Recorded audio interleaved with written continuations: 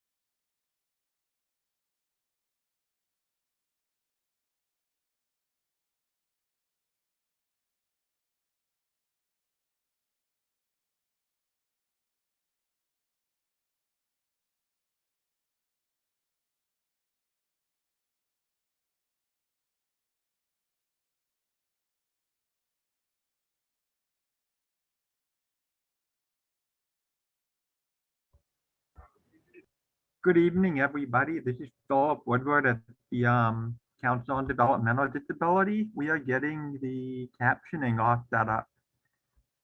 So I will give instructions momentarily on how to access them if you need them. Thank you for your patience.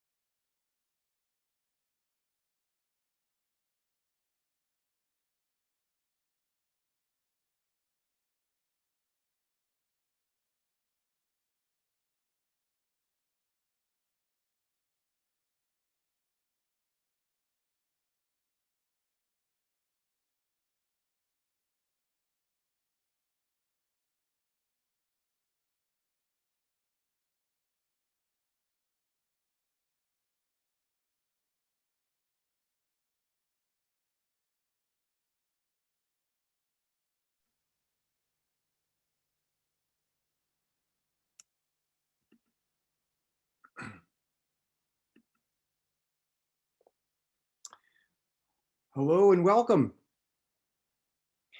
My name is Chris Hendricks.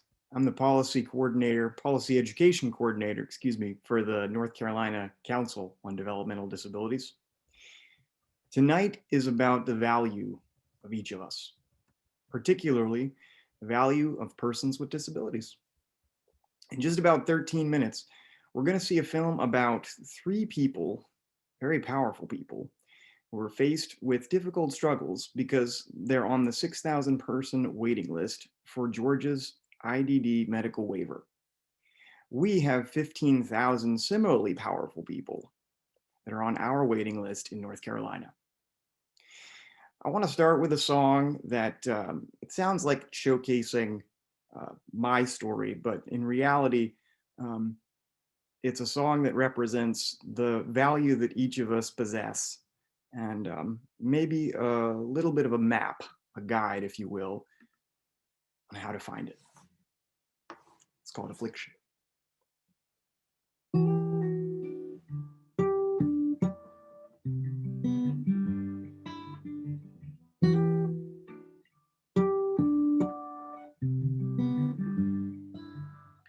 One day long ago, Mama picked me up from school. She said, "Son, won't you tell me what's bothering you?"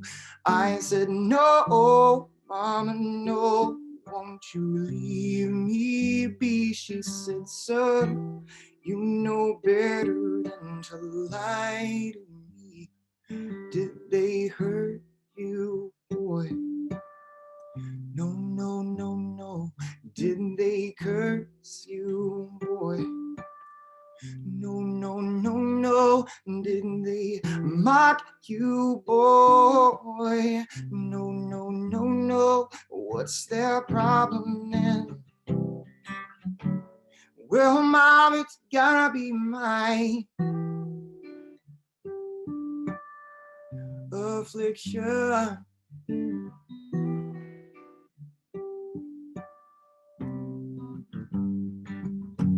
Let's rewind the clock, maybe 8 months ago, when the tracks of my tears were covered with snow.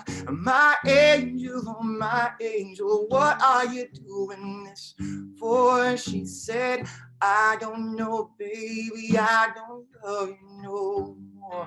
It's the way you dress.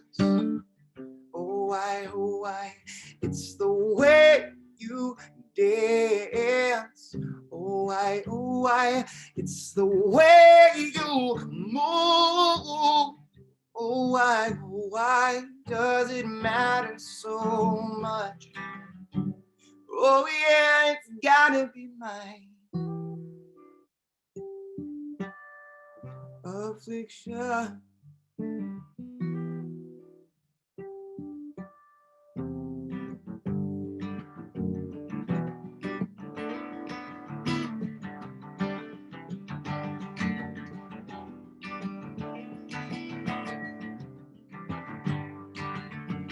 Tell you once told me you must stop this message, son. I said, didn't you hear? Say me, baby, change is gonna come.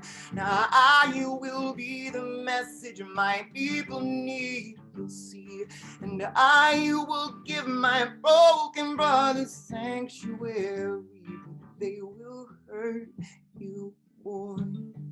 I know, they'll condemn you.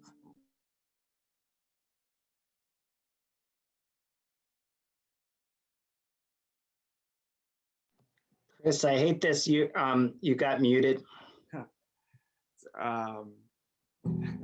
Sorry. Just a few seconds ago. They will hurt you, boy. I know, they'll condemn you, boy. I know, they may kill you, boy. I know, but I've got to beat it though. Oh Lord, I've got to beat my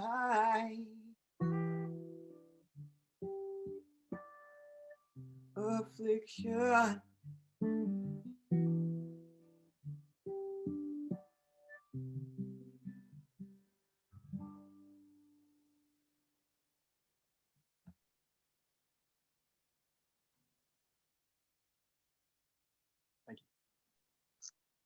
Chris, that was beautiful, and thank you.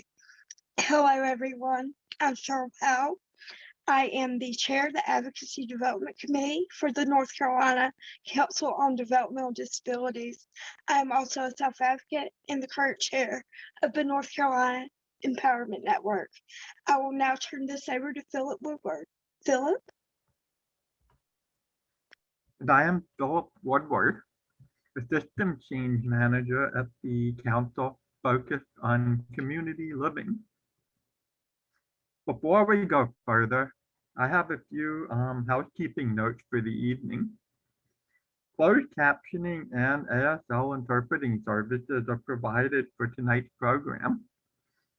Our ASL interpreters are Monica McGee and Jenny Moorfield, and the captioner is Christine Joseph. For closed captioning, you will note a CC box or closed caption box in the controls at the bottom of your screen. Click it to begin the captioning. You can view the captions, which are called subtitles in Zoom, on the bottom of the screen or on this side as a transcript. We have two ASL interpreters tonight. We will have them spotlighted on your screen during the speaking portions of the evening. During the film itself, please feel free to pin them to lock their video to your Zoom screen if you need ASL during the film. To do so, click the three dots in the upper right-hand corner of the box and select Pin Video. Our documentary will include audio description this evening. Lastly, please remember, following the screening, we will have an amazing panel, including one individual on the waiting list, one parent of an individual on the waiting list, and two legislators. You can share information in the comment box, including any questions that you may have. I will turn it back to Cheryl. Thank you, Philip. We're grateful to the Georgia Council on Developmental Disabilities and to L'Arche Atlanta for allowing us to show this film. Tonight's film shows how far we have to go to enable individuals with intellectual and other developmental disabilities like myself to live full and meaningful lives in the community. While this film is about 3 people in Georgia on its waiting list, we have 15,000 people in North Carolina who are currently on our waiting list here. After the film tonight, you will hear from some individuals on our waiting list, from some legislators who will update us on what is happening at the North Carolina legislature and how you can get involved in advocacy and education about North Carolina's waiting list. But now I want to turn it over to our co-host organization, forgive me, for tonight's event, First in Families North Carolina, and its executive director, Miss Betsy McMichael. We have asked Betsy to talk a little bit about First in Families and to introduce one of the stars from tonight's film. Welcome, Betsy. We're glad you're here. Thank you, Cheryl. We are thrilled to co-sponsor this event with the Council. North Carolina has a problem, a large and growing wait list, but we are known for innovation, strong advocacy, and stakeholder persistence. It seems to me that the stars are aligning, so to speak, to deal with this problem through awareness raising, through a commitment to finding the people, some hidden, who need the help of the innovations waiver, through the Olmstead mandate, and through some new and existing allies in the North Carolina legislature. We have an opening, and it's been a long time coming. Kudos to the Council for making this issue one of their priorities. First in Families last year helped over 1,000 families not benefiting from the life-changing help of an innovations waiver slot. They brought us some of the most pressing needs and have been in situations of true desperation, in some cases for many, many years.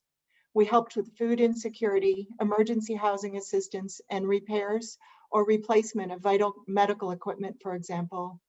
By contrast, the families and adults we assisted who have access to the waiver, even during the pandemic, tend to ask for help with things such as employment or education-related needs and future planning costs, not day-to-day crisis issues.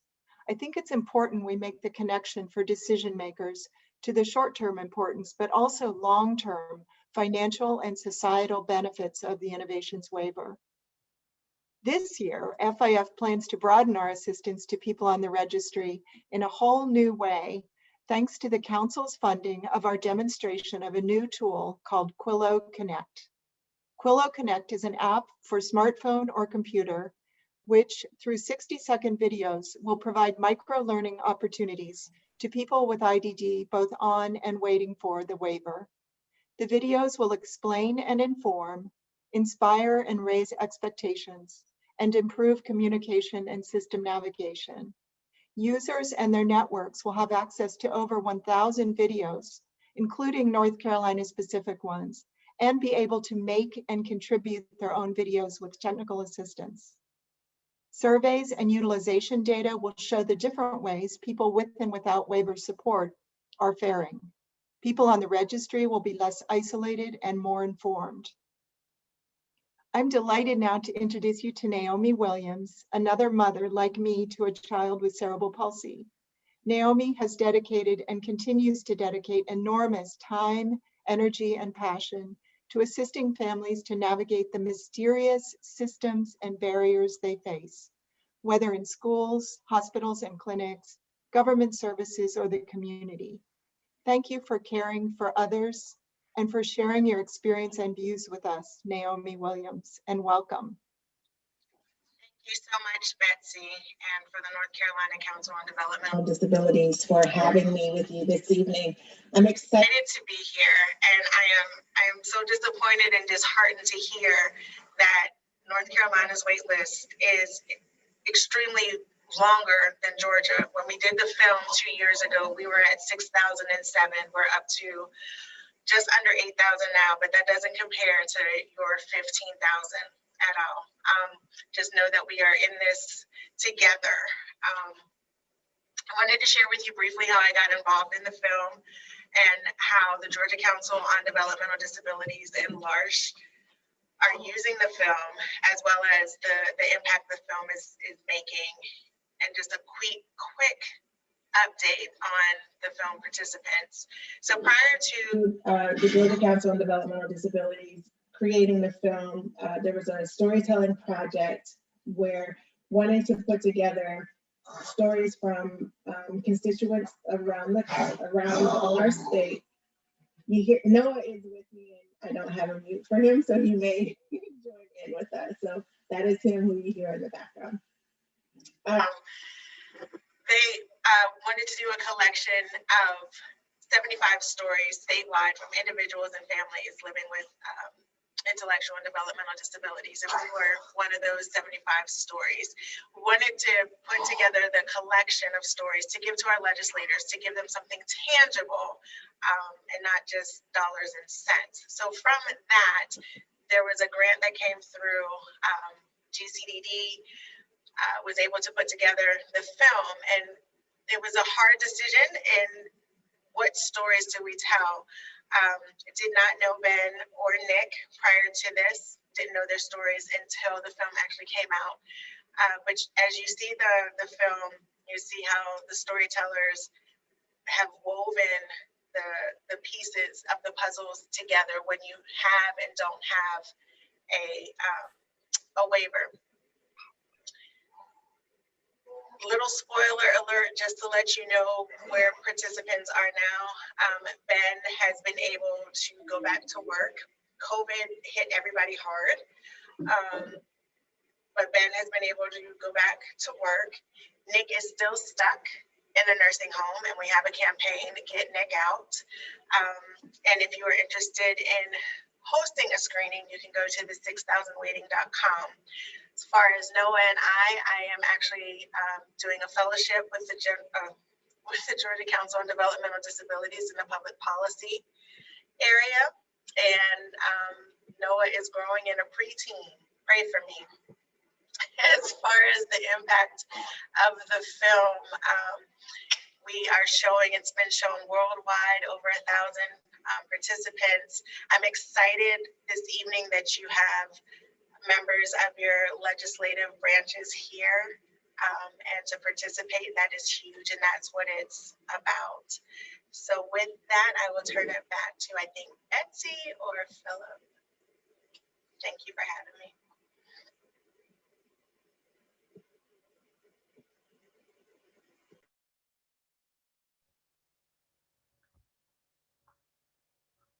Wow.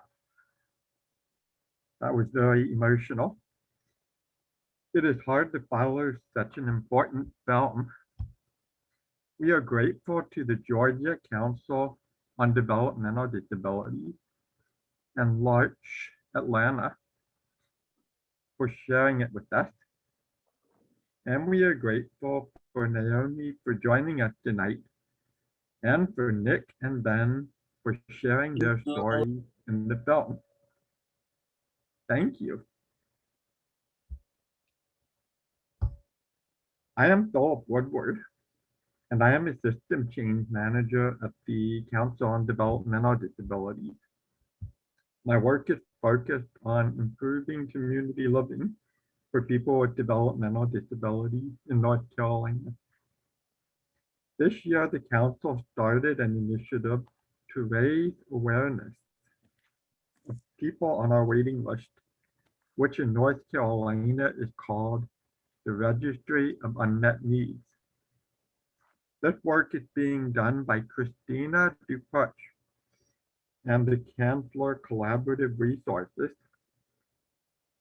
In just a minute, Christina is going to join us to give us some facts about the Registry of Unmet Needs. I want to add in, though, that the Council is going to continue to do work around the Registry of Unmet Needs. The Council is getting ready to release a request for applications later this year to continue this work. So you will have opportunities in the future to comment on the Registry of Unmet Needs and your experiences. But after Christina talks, we will hear from an individual and a family member of an individual on the Registry of Unmet Needs. We will then hear from two of our state legislatures about what is happening at the General Assembly related to people with developmental disabilities. And finally, we will close out with a message from Public Policy Education Coordinator Chris Hendricks, and he will conclude the evening with a final song.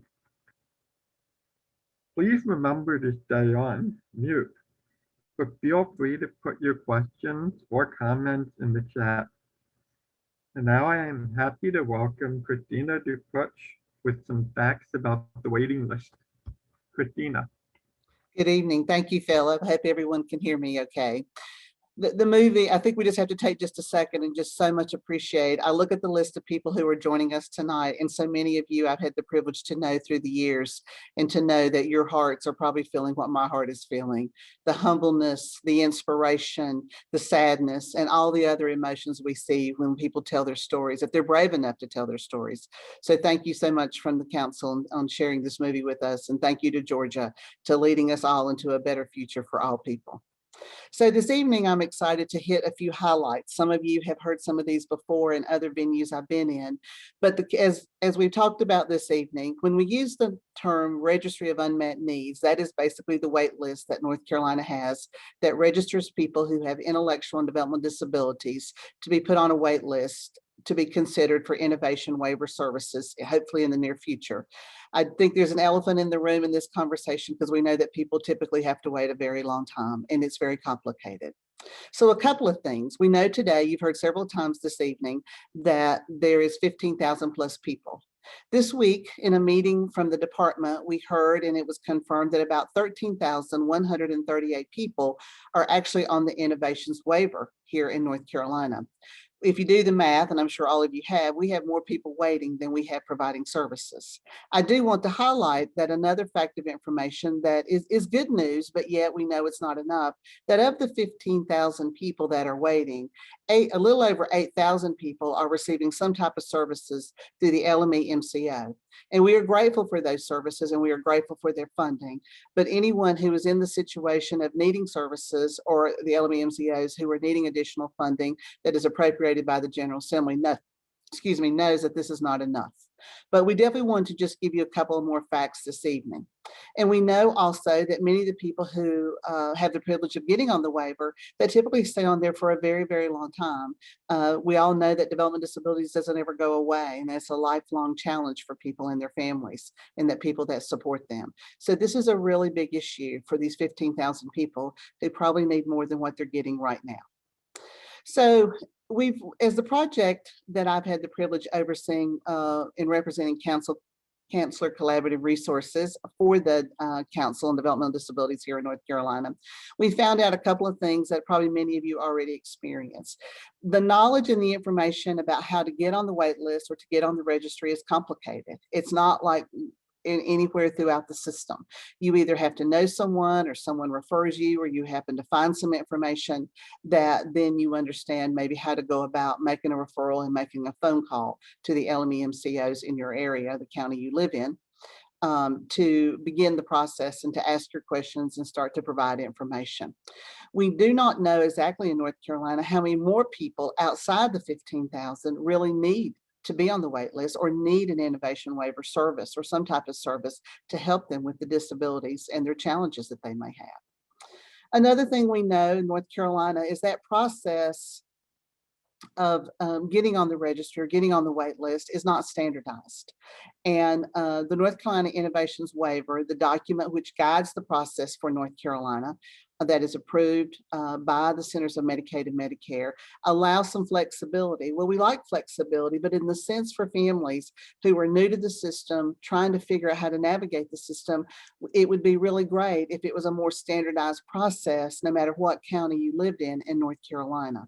So we are concerned about that, and we are honest about that. And I know that there are many people who feel the same way, leaders and people who oversee systems, all recognize that this is not a standardized process, and hope that the future will lend that it will become more standardized and easier and not as complicated for families. We think about the issue of the coordination. So what we see in North Carolina is that there is a lot of people concerned about the wait list in the registry. There's a lot of people talking about it. We saw some recent information from our governor who was talking about it. We see information this year in our legislative body that some of our senators and representatives are very interested in supporting this. We have a lot of advocacy groups in North Carolina, as well as some grassroots consumers and families and guardians and people. But so even though there's a lot of interest and there is a synergy to this piece, it's not all come together in one voice. It's not all in one path together. So this is something that systems and people, we all have to come together and work on. And we hope tonight that this movie and this talk that we're presenting and the information we're presenting will bring you to figure out how do we come more together as one voice in North Carolina and really move this forward. When we look at moving forward in North Carolina, we've noticed a couple of things. Part of the project has been a conversation with consumers, all different kinds of stakeholders. And another piece of it has been conversations with other states who are further down the road in dealing with their wait list or are in the process of dealing with it like North Carolina is. So one thing that's been very obvious is that this takes a very specific dedicated group of people. If it's at the department level of human resources in North Carolina, if it's at the LME MCOs, if it's with providers who are providing the services. What seems to be a very big theme that I have learned about is the designation of staff. And some people have their job full-time is dedicated to the registry. And we see a difference in that. You can know that these are people's lives. They have lots of things going on. They're complicated. Families need assistance and knowing about the system and the education. So having dedicated staff at all the different various levels in the system would be extremely helpful if we could move that way in North Carolina. Another very, very critical piece is data. We know some about these people. Some LME MCOs know more about people than other people do. This is a big task. You're talking about getting to know 15,000 people. And so we have a tendency to look at data to really find out who all these individuals are, what is their profile from really a person-centered perspective. When we talk about data, many times people don't think, well, that's just a number or a name on a sheet of paper. But we need that information. We need to gather it in a person-centered way so that we know more about these people and so that we can make recommendations to the General Assembly and to the Department of Health and Human Services and other advocates to really determine what we really need. Now, there is something really good going on in North Carolina. This week and in the last couple of months, I've sat through several presentations where the North Carolina Department of Health and Human Services has designated they're looking at a vendor. They're creating a unified IDD, intellectual and developmental disability and traumatic brain injury sort of database that will gather all this information about each of the individuals, people who are on the wait list. And this will help us tremendously. So we know we need it. The state is in action in creating that. It's going to take a little bit of time, but at the end of the day, that will be extremely helpful. For you who are waiting or people who are not yet even on the wait list who need to be on it, this will be a very large intervention that will help us. I know it can't come soon enough for you, but it is coming. So hold on. A couple of things we've learned from other states. We're having a conversation with 8 states. We've done 6 so far, and I've had opportunity to really talk to people beyond that within the project versus just the states we selected. But what we know is that there's a lot of movement. States are in different places about the registry, but people who have done something about the registry, they have a system in place. They usually have a database. They usually have designated staff. They have really had grassroots from consumers and families and guardians to really give it a face, not just the advocacy groups or not just the legislators, but to really paint a face. I mean, if you think about the families and the people we saw tonight, they will live in your heart for a very, very long time. I mean, they're kind of like imprinted now in my brain and in my heart. So we need to really give a face to this. And I think all of us believe in that, but I think we have to be better organized and coordinated to do that. A lot of things when you hear information from other states, we know that we have one waiver, the innovations waiver, and in many other states, there are other tiered waivers. We've tried this a couple of different times in North Carolina, but today we have what we have. And I think that there is something to be said about looking. Sometimes those waivers, once they get to know the people who are on the registry or the wait list, they really need unemployment or not employment, they need employment, excuse me, or they need to be paid to get assistance to have a meaningful day. They also may need help in supported living and just their personal care. So depending on what we know about people, we can better strategize and create a plan to move services forward. So it's a multifaceted approach. In North Carolina, as we move to whole person care, which is wonderful, and we integrate medical care and the care that an individual with disabilities has, and all that comes together, I think the more we can know about people, the better we can create a better system for people. And we know that one of the big factors that we have is working with our legislative body, and that we know that we need to be in relationship with these individual people. And we all walk this walk together. And I have no doubt that the people who represent North Carolina in the General Assembly care about these people. But we just have to continue to educate and move the system forward and be relentless about our advocacy. So those are some of the highlights from the project. There's more to come. The project goes on for a while, and you will continue to hear from me throughout the rest of 21 up to September. So now we've talked enough about facts. Now we have to really get to the heart of the story. So we want you to hear some North Carolina stories of people who are currently on the registry. You will first hear from one of very close friends of the council. His name is Matt Potter. You see him on the screen now, who is actually on the registry of unmet needs. Immediately following Matt, you will also see Paula Salmason, who is a friend of First in Families. She has a wonderful young daughter named Josie, who is also on the registry of unmet needs. So thank you so much for your time. We appreciate your advocacy, and please, we hope that you are inspired to help us do better for all these people. Thank you. Welcome, Matt. I'll turn it over to you. Thank you, Christina. I'm going to do my best to keep my composure, and I'm going to do my best to keep my comments brief.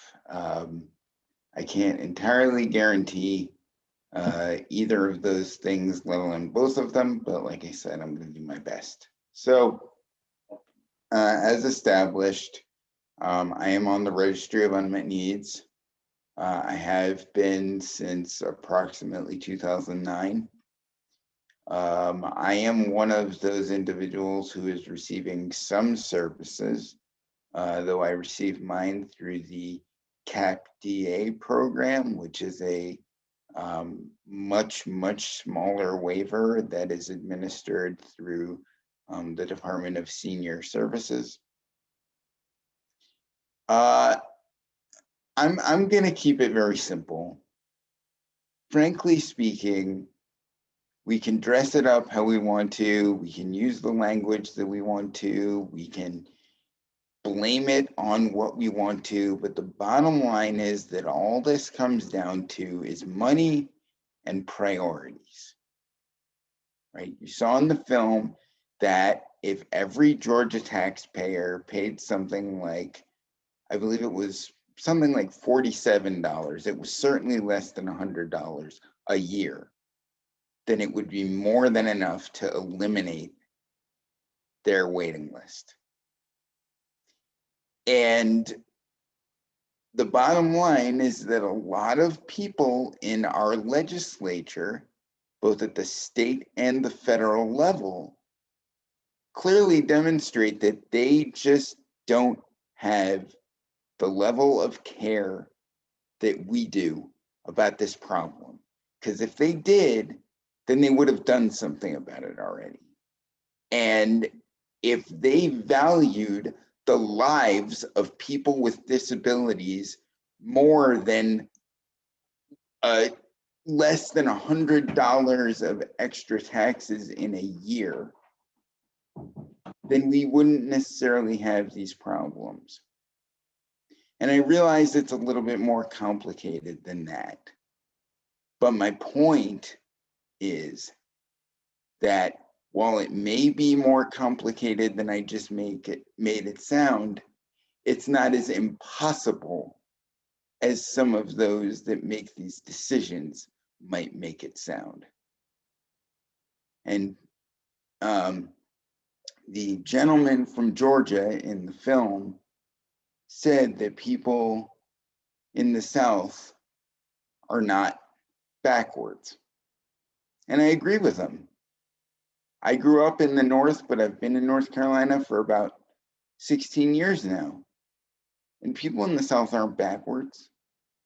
But if we don't want people to think that we're backwards, then maybe we ought to stop acting like it. And it's not just a Southern problem. Let me be clear. It's a problem across the nation. But the fact is that if we want to be seen as a nation that values people with disabilities and doesn't warehouse people under the age of 30 in nursing homes to die in silence, then maybe we should do something about it. Thank you.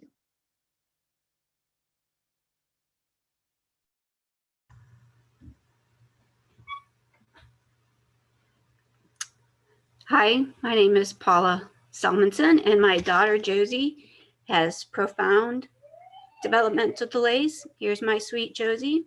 She is a beautiful young lady of 18. Josie has always required constant care and supervision. She basically needs help with everything. Because Josie is loud, and especially when she gets happy, she gets extremely loud, and she's very active. So it actually limits us on the places that we can take her. Obviously, certain places you can't take a very loud, active kid. And so if we had received more waiver services, there are so many more things that we could have done with her.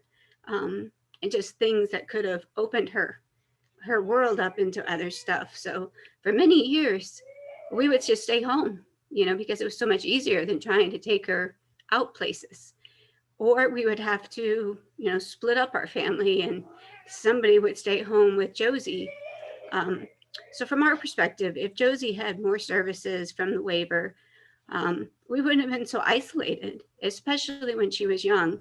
When you're trying to figure out all the stuff, it's very difficult to do that and be on the go all the time. So my Josie went on the wait list in July of 2010 when she was about 8 years old. So she's been on the wait list for 10 and a half years already. And it really does feel sometimes like it's never gonna happen. She's never gonna get off the wait list. We knew Josie had delays when she was about 3 from testing that we had done for her. But we definitely knew by the time she was 5 that it was going to be a long-term delay and issues like that. And that was in about 2007. It's my understanding that the wait list right now is that the people are coming off of it that got on the wait list in 2008. I find it a little frustrating because I really feel like if we had been informed of the wait list, Josie would now have services because, like I said, we definitely knew in 2007 what was going on. And if they're really at 2008 for people coming off, we would have had some services. It's a little hard to, excuse me, it's a little hard not to get discouraged too when we see other people that get the smorgasbord of the waiver. I heard the one lady say something about there used to be different tiers of it and that sort of thing. That sounds pretty good to me, that there would be different tiers. We do get some services, and I'm very thankful for that. But it is a little difficult when you see some people get so much and others get basically nothing. Another issue for us, I told you that Josie was 18, and so I applied for her to get I don't want you jumping on me, okay? I'm done. I don't want you to do that. I applied for her to get Social Security in August. And I've been told that I should just expect to wait probably until middle of June when she would get a determination if she'll get it. So I wish there was a way to fast track that. I know this isn't about Social Security, but if a kid has 15 years of documentation because of her developmental delay, you would think that there might be a faster program to get her through, since really it should just be a no-brainer that she would get the help that she needs.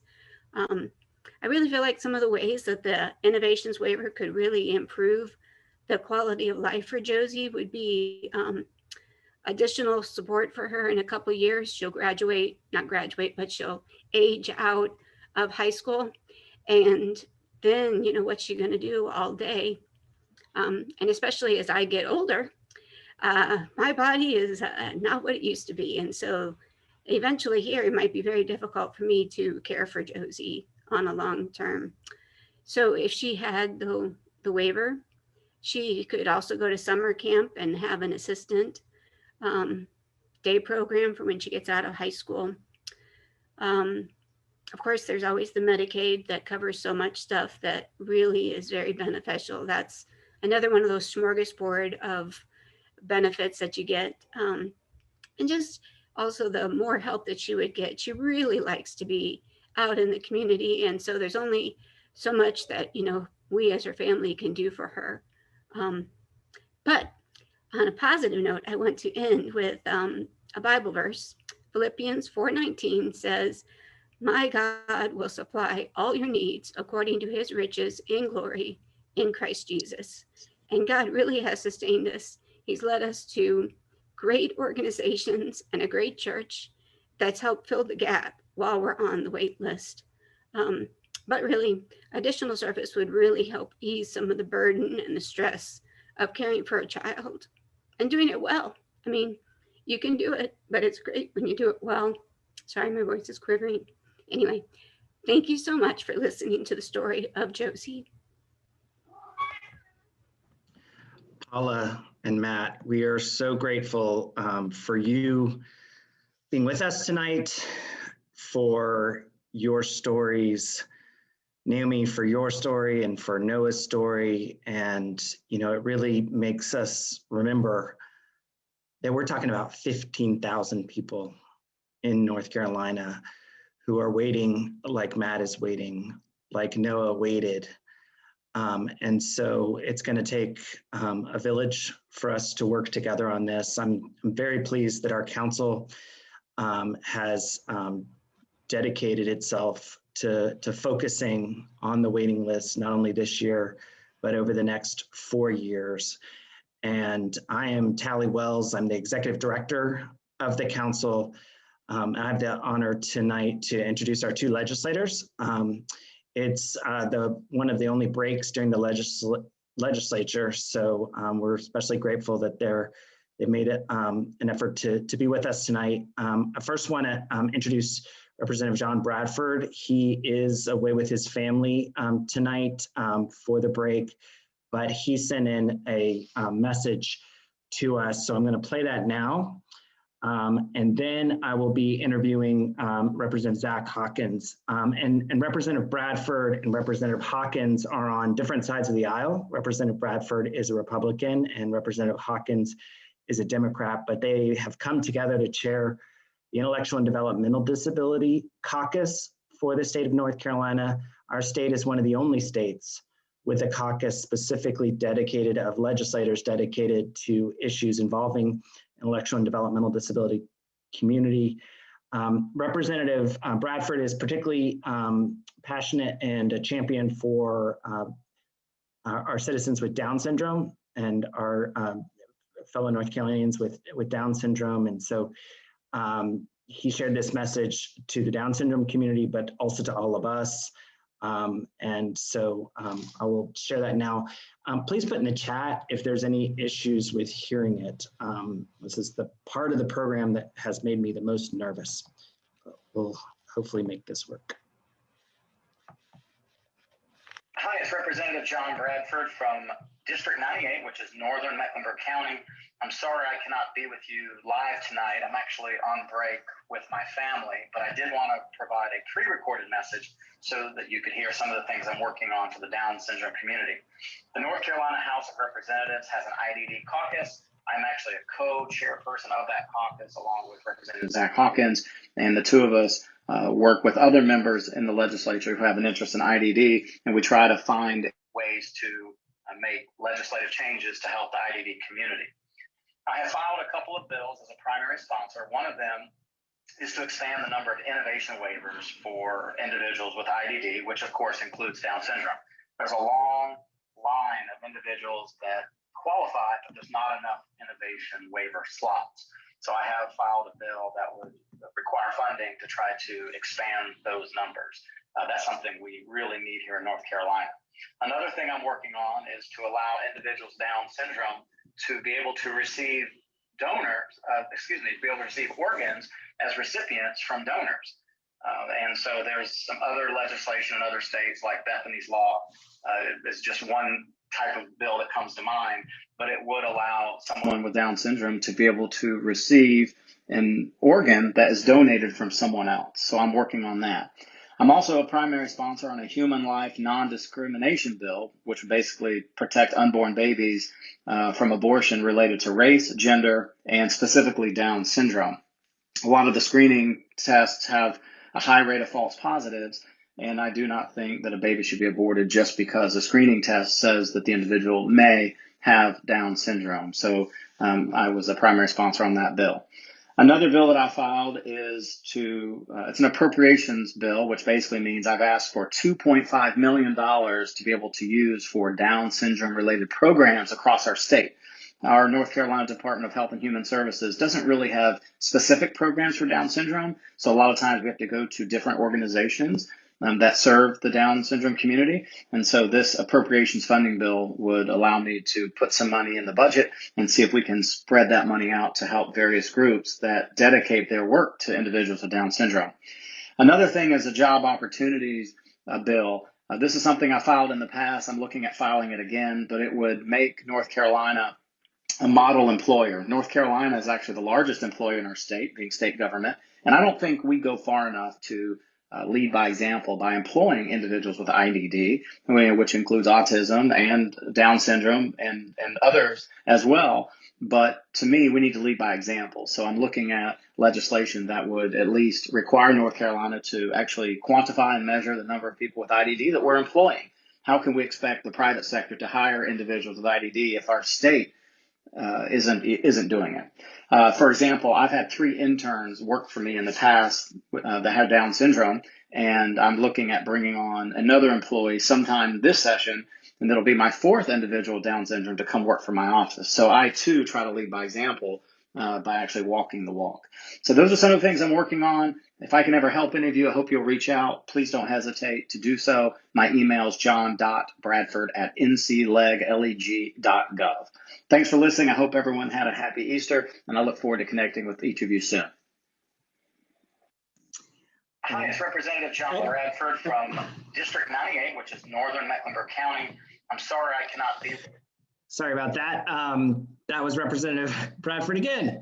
But I am just so grateful for him joining us and for you, Representative Hawkins, for joining us. I do need to give my standard proviso that I give as the Executive Director of the Council that while we are, one of our most important things that we do is educate on policy issues impacting the IDD community. We do not lobby and do not take positions on specific bills. And so, but we do want to make sure tonight that you hear from Representative Bradford and Representative Hawkins as to what is happening at the General Assembly, because they are allowed to take positions on bills, and so that they can share with you what is happening.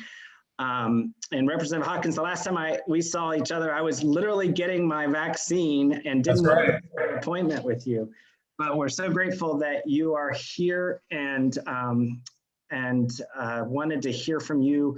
I thought it would be even better for folks to hear from you as to how you're connected to the IDD community, because I know you have a special connection to the developmental disability community. So could you tell us just a little bit about yourself, and then a little bit about what it means to be part of the IDD caucus?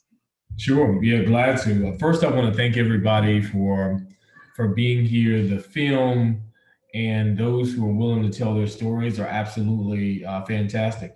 Matt, if you need a campaign manager, let me know, because you put it and told people exactly what they needed to hear. I believe that we can get you out on the campaign trail and win you an election, buddy. But I come to this because when I ran for office, I talked about building a better North Carolina, one where people, regardless of where they come from and what town they represent and whose family they come from, that they would be able to maximize their God-given potential.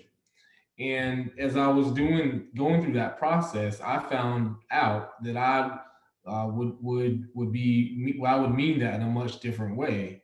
And those reasons are my 2 little boys, James Preston, who is now 6, and my son Adam, who is now 4. They both are on the autism spectrum, and they're still rambunctious. They still eat me out of house and home. They still love to play and fight and do all the things that little boys do. They just have special and additional needs, as I know that you can understand. And as part of my story, what we found out was that, early on, it was about 18 months and James Preston couldn't calm himself down. His tantrums were incredibly long.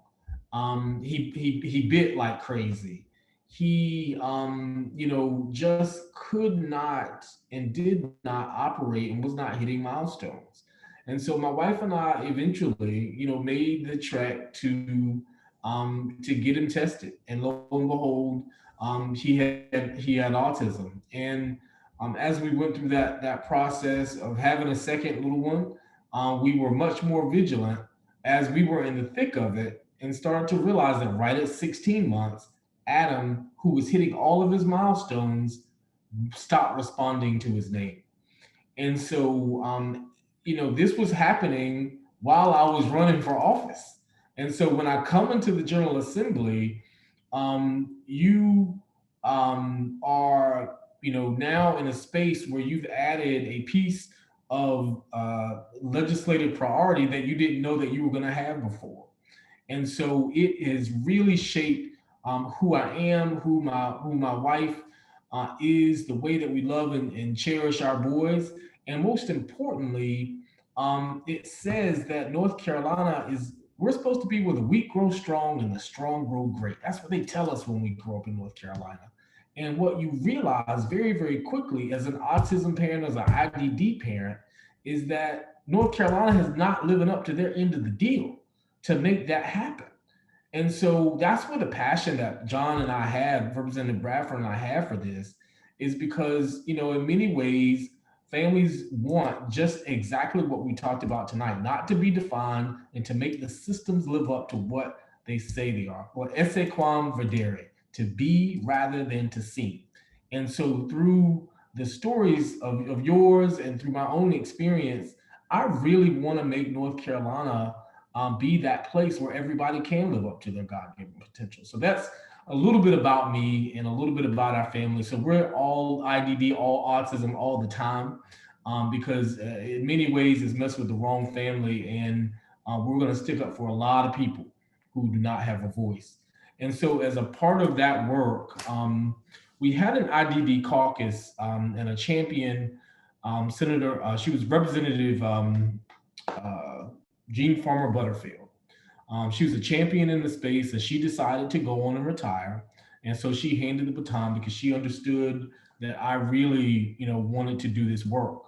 And so working across the aisle, we decided to reestablish the IDD bipartisan bicameral caucus. And we have about a dozen legislators. In addition to John and myself, we have Senator Joyce Crowick and on the Senate side, and we have Senator Sarah Crawford, who actually works for an organization who helps people with developmental disabilities and delays. And then a host of others who have come up publicly and privately that said, I have a brother on the autism spectrum. I have a son, I have an uncle. I am impacted by this and I want to do whatever I can. I want to share this with folks, that this is the time to do the highest level advocacy that you've ever done in your life, because we have not had this many people on both sides of the aisle, in both chambers, that care about IDD issues. And so this is the time to strike. And so pretty simply, for us, we all work in concert as, for the bills that John and I are working on, they're generally going to be a companion bill on the other side with bipartisan support, because we want to remove the politics out of something like this. We want to make sure that, as Matt said, it's about your priorities, period. It's full stop. It's about the priorities, and it's about showing that it's what's best for North Carolinians and not what's best for, political points. And so we talk about the social and emotional, making sure that we advocate, making sure that we bring people together to establish laws and to push legislation that will improve those lives. And some of that, I guess I need to stop talking after that, Tally. That's what the IDD caucus is. I have a question just based on what you said, because you said, this is sort of our moment. And we've got people from all over the state who have representatives and senators from all over the state tonight. If folks want to how important is it to get to know your legislator, to let them know your story, and how do you actually approach your legislator? If you've never talked to a representative or senator, how do you do that? Yeah, no, that's an amazing question. And one of the things that, as I was listening to the stories from the film and then the subsequent stories from, I believe, Paula and Matt, that they don't know because it's not in their world.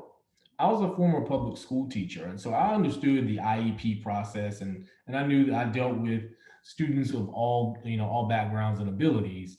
But until you're in the thick of it, until you're a parent, if you're someone who's caring for a child with disabilities in different ranges, if you have to think about, I think one mom talked about the long-term effects of thinking, well, my body is getting older, my kid's getting bigger, but I'm not. And you have to, if you don't have to think about those long-term care issues, then you're going about your life. And so your ability as a constituent to write your legislator, most legislators in the General Assembly, either their LAs or themselves, they will respond to an email. If they see enough of those, then if a legislator sees over 10 emails, all of a sudden everybody's talking about it. Trust me. And so that letter, that email makes a difference because they want to be high on constituent services. Not only because it's the right thing to do, but it also keeps them elected. The second part of that is, making the phone call and setting up opportunities, very, very local opportunities like this, to get 5 or 10 people together to share stories.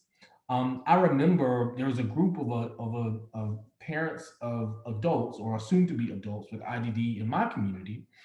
We met and they talked about the fact that their kids are about to age out and that they needed services. They needed to make sure that they could keep their kids active. They're now soon to be adults active. And so it hits different when it's someone who lives in your community. And so after tonight, I'm pretty sure Tally and many others can help you, build a local model. And the way that you talk to them is just the way we have now. You talk to them about where you live, the way that it impacts the services that someone is able to take advantage of, the toll on the caregiver, and the way that it takes away from someone being able to be employed by not having a full set of services in their lives. And you talk about what it means to be a part of the community and a promise that North Carolina has made to each of its citizens. And I think that conversation over a 15 or 30-minute time span allows them to become, after your story, of course, you give facts and stats about what you need so that they can have a clear directive when they go back to Raleigh. And then when they come back and they hear myself and John talk about, innovation waivers and all these things, they now know who to go to help get that moving. And you help us by doing that. Let me tell you, I'm being selfish right now, Tally, because if you do that, then you help push these legislators to say, you know what, I heard from someone in my community, Zach, can you bring me up to speed? Because I really want to support this so I can get back to them and let them know what we're doing on this issue. And so that's the way that I would say do that. And we should do that until every single bill passes that we want to see for people with IDD. And that for you is not a heavy lift. It's once a quarter. You get in contact with your legislator once a quarter to follow up on what they're doing on these specific issues. I guarantee you, they might even become a member of the IDD caucus. Fantastic, thank you. We've had some folks chat, and Representative Bradford said that he's introduced a bill, I think with you, for the 1,000 Medicaid waivers. There's also interest in direct support professional pay. And then I believe that there's a 10-year budget that's part of a request to have a 10-year budget for funding the waiver. Can you just talk a little bit more about what's happening specifically at the General Assembly? And I know you have a bill that you're particularly interested in around identification. If you could also share a little bit about that. Oh yeah, sure. So one of the things in House Bill 966, which was vetoed last year, everyone agreed that we would get 1,000 new waiver slots and we would get a 10-year plan together and put stakeholders together to figure out how we were going to fund this 13 to 15,000 person waiting list. Budget got vetoed, so that stopped. But we decided to bring it back into the bill that John mentioned that we're prime sponsors on together. Because University of Unmet Media, so it's the North Carolina Innovation Waiver Act, and the goal is that we're going to have, I think it's 800 in this year and 200 next year that will be made available, and then our goal is over a course of a couple months to have a stakeholder group to build this 10-year plan so that we can eliminate this waiting list. Because people, as everyone has talked about tonight, 8 and 10 years on the waiting list, what do they think people are going to do? What do they think people are going to do? It's absurd. And so people were open to that. And one of the things that we've heard in having conversations is, I think Paula may have mentioned it, as a part of that bill, we want to explore tiering. Because guess what? You may not need the entire 130,000 for your in-home or community-based services. You may need half that. You may need a third of that. And so why it has taken them so long to be open to this idea, I do not know. But as a part of this bill, if we can get them to tier them or break them up, how quickly could we potentially move through the innovation waivers list? Does that make sense? How many people are waiting that just need a third of a waiver? Does that make sense? And so that's the bill, the main bill that we're working on, and we believe that we're going to get some traction. So the governor, in his proposed budget, has put, I think, about half of that number in his budget. But we're going to push him to do the 1,000 and to include the tier system and the 10-year plan. So that's that. The other bills that we worked on, and this is one specifically, is around autism. And so this is, again, a bipartisan effort to allow ABA therapists, applied behavioral analysts, to have their own licensing board and be removed from having supervision from LPAs. And so that's huge, because if for those who participate in ABA, like my sons do, it has transformed James Preston's ability to participate, sit with his peers, and seem sometimes like a neurotypical kid. Now he has his behavioral issues that we work through, but the ABA is there to help him work through those. And without it, he would not be able to go to school on his own. We did not think that was going to be the case. And our son Adam, he raised his hand the other day when his teacher asked who had an Easter basket over the holiday. We almost cried. Because that ability to use those services in person, in the proper setting, has helped him get to the best place. And so I think there are about 70,000 kids with autism in North Carolina, but we just don't have enough people that are serving them in that way. And so this will allow for those to come out of state and for the profession of ABA to grow in North Carolina. And most importantly, you won't have to live in Raleigh-Durham to get it. And so we're excited about that. And it comes with all of the abilities for, best practices and discipline, et cetera, so that, it can be legitimized. And as a follow-up to that, one of the bills that we have in drafting is to allow for ABA therapists to be in schools, so that kids, again, who need it in their public schools, traditional public schools, can have it.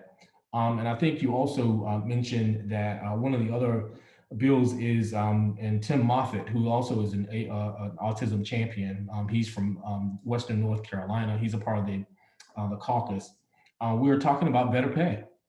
We're talking about better pay and making sure that they have a living wage for the workers who have decided to go into this work to help with care. The cycle and the burnout that exists is just astronomical. And so we have to make sure that we're taking care of those people and making sure that they're making enough to put food on their family's table.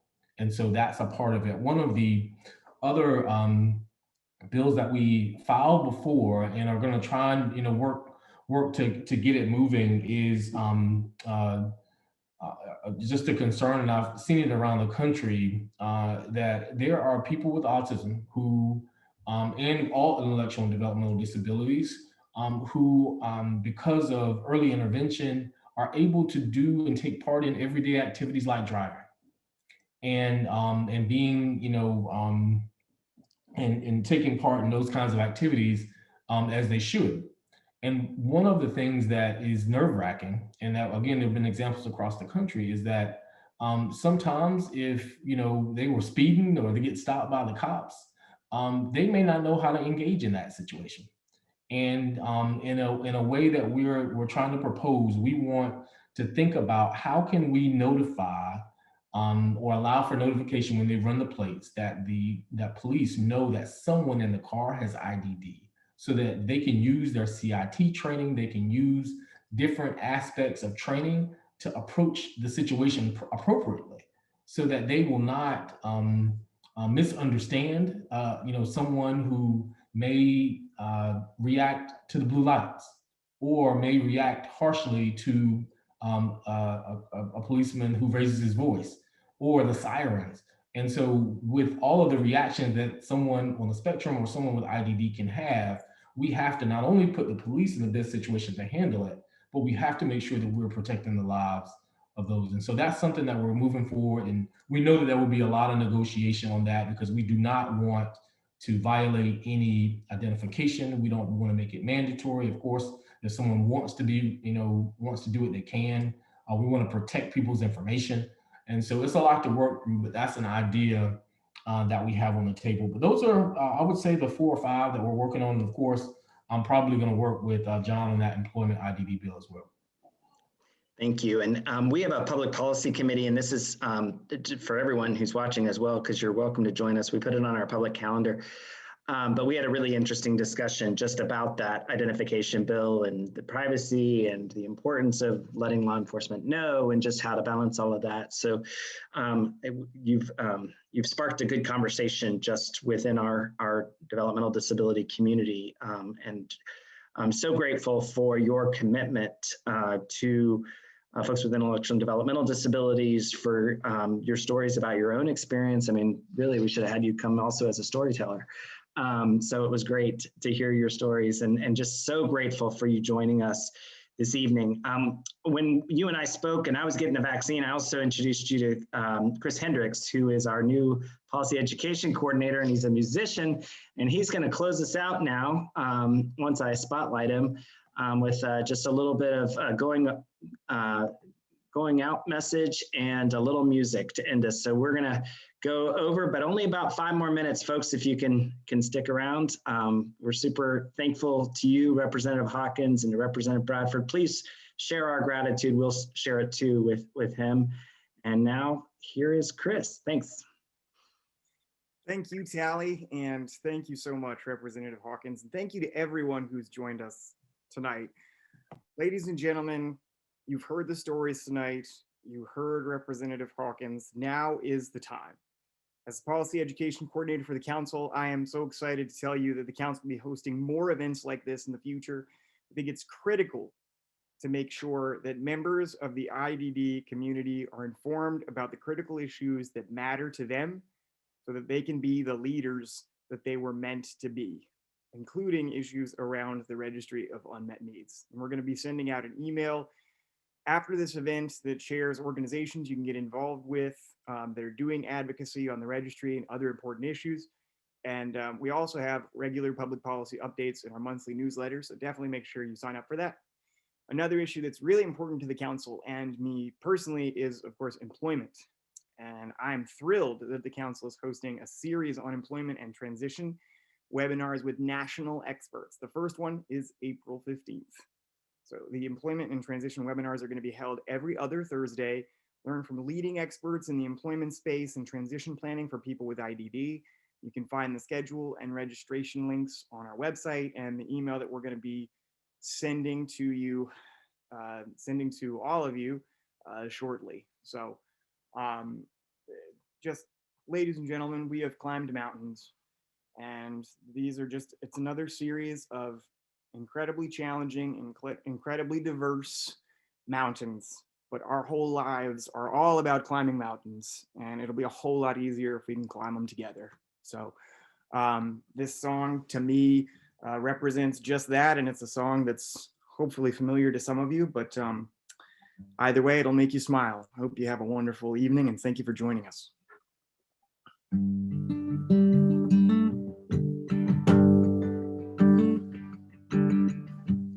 When the rain is blowing in your face and the whole world is on your case, I could hold you in a warm embrace, make you feel my love. When the evening shadows and the stars appear, and there's no one there to dry your tears, I could hold you for a million years, make you feel my love. I know you haven't made your mind up yet. I would never do you wrong. And I've known it from the moment that we met.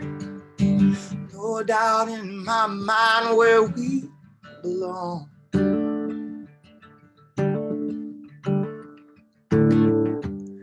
I go hungry, I go black and blue. I go crawling down at the avenue. Oh, there's nothing that I wouldn't do, make you feel my love. The winds are raging on the rolling sea, and on the highway of regret. But the winds are changeable and wild and free. You ain't seen nothing like us yet.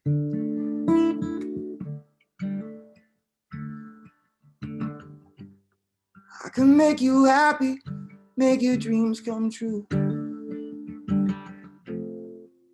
Oh, there's nothing that I wouldn't do. Or go to the ends of the earth for you. Make you feel my love. Make you feel our love.